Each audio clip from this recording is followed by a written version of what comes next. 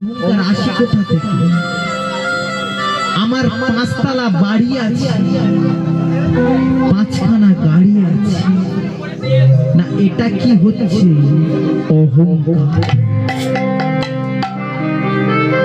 মানুষের শুধু পেটের খিদে নয়, মানুষের শরীরে অনেক খিদে আছে।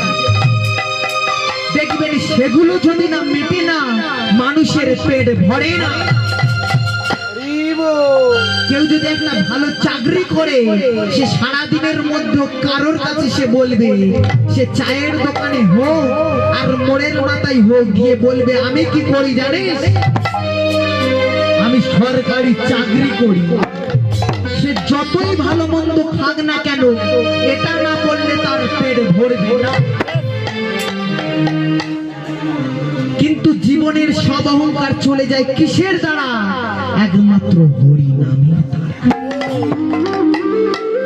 এই যে আপনারা বসে আছেন, মনে পড়ে না রূপের কথা? কি বাবা মনে পড়ছে? মনে পড়ে না তোমার রূপের কথা? মনে পড়ে না তোমার টাকার কথা?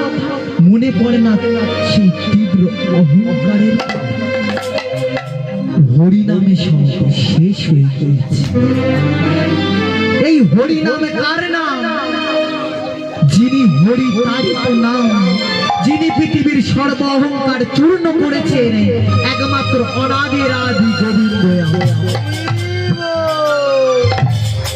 যে যত বড়ই ভক্ত হোক না কেন, অহংকার থাকলে ভগবানের সংস্পর্শে যেতে পারবে না। অহংকার হয়েছিল কার? অহংকার হয়েছিল দুর্যোধনের, অহংকার হয়েছিল রাবণের, অহংকার হয়েছিল হিরণ্যকশিপুরের। আজকে কার অহংকার হয়ে গেছে জানেন? যিনি শ্রীকৃষ্ণের সঙ্গে এক থালায় ভাত খেতেন, যিনি শ্রীকৃষ্ণের ভগ্নিপতি ছিলেন। কৃষ্ণ আর বলরামের একটি মাত্র বোন ছিল, যার নাম হলো বাবা সুভদ্রা। এই সুভদ্রার সঙ্গেই যার বিয়ে হয়েছিল, তিনি হলেন তৃতীয় পাণ্ডব অর্জুন। তাই শ্রীকৃষ্ণের ভগ্নিপতি হলো কে? তৃতীয় পাণ্ডব অর্জুন।